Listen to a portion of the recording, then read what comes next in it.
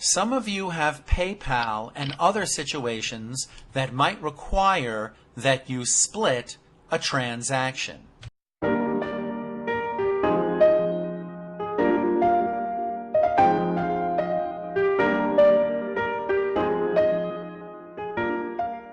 A split transaction, which is usually for PayPal, is a situation where there is more than one account to choose when recording that transaction.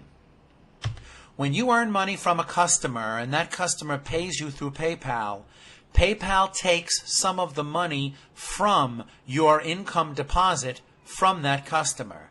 The amount of money they take out for themselves is a fee, and you could consider that to be a bank fee the same way your bank takes fees for certain transactions. For example, let's imagine on July 25th, we received service income of $500 into the PayPal account. However, PayPal took out a $10 fee, and the fee is recorded in the bank fees expense account, and the transaction number that PayPal gave you was the 7117. In this case, $490 is actually going into the account, and the PayPal account should only increase by $490, and the bank fees account should increase by $10. The whole $500 is actually income. Let's take a look on how to record this. From the main menu, click Banking, Make Deposit. You have to make sure that the PayPal account is chosen. Sometimes when you choose the PayPal account, you get this message reminding you that you could set it as your default account. You should click the Don't Bother Me box, and this message will not pop up again. Just click OK, and again make sure that your PayPal account is chosen. The date that the money was deposited into your PayPal account was July 25th. We don't need the name, but what we do need is which accounts represent the reason why the PayPal account is now increasing. The main reason is income, deposits. Now, the amount of the entire income that was earned is $500. And $500 should be the amount on the row of income deposit, because that's how much Holden earned, and that's how much his income should go up.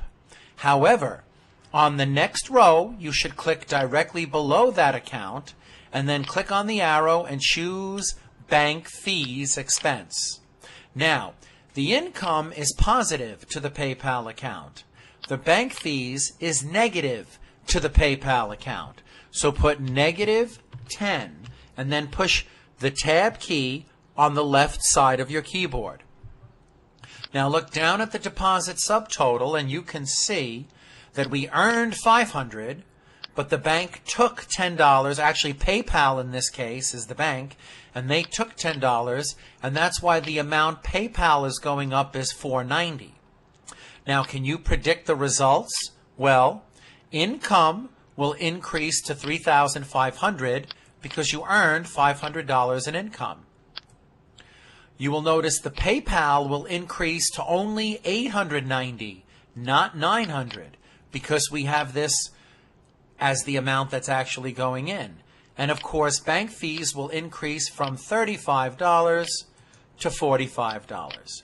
We click Save and Close.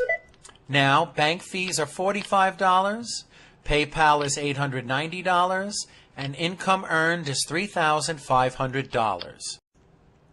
You should also notice that the PayPal register also shows this very same transaction. When we click to open the PayPal register, you can see that this $490 has been deposited into PayPal on July 25th, and the account is split. If you want to see what's split, you can double-click and go back to the original window that you actually used to record the deposit. If you want, you can save the Make Deposit window to the icon bar. Click View, Add Make Deposit to the icon bar, and click OK. And now if you ever have a split deposit, you can click here and record it here, and the results will show up the same in the trial balance as well as the register of the account. You should know that checks can also be split. For example, July 26 paid Staples $200 from the PayPal account. $150 of that $200 was for supplies expense, and the other $50 was for a web camera, which is an asset. Transaction number 4545. The proper way to record this transaction is to make PayPal decrease by $200, $150 increase to supplies expense, and a $50 increase to an asset. Let's take a look at how to record it. From the main menu, click Banking, Write a Check, and the Write a Checks window opens up. Make sure that you're paying from the correct account, in this case, PayPal, and the transaction number goes in the check number field as 4545. Now, Staples is the payee, so you should choose Pay to the order of Staples, but be very careful how you put in the rest of the check. The money amount that's actually decreasing the PayPal account is $200. The date that the money is coming out is July 26th.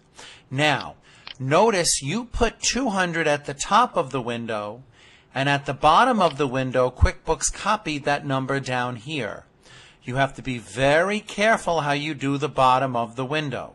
We are going to split this $200 by deleting it and splitting it over two lines. Okay, so make sure it's gone.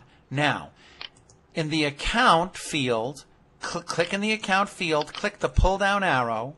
Now, most of that $200 goes to supplies expense. So on the same line as supplies expense, you put the money amount that went specifically for supplies.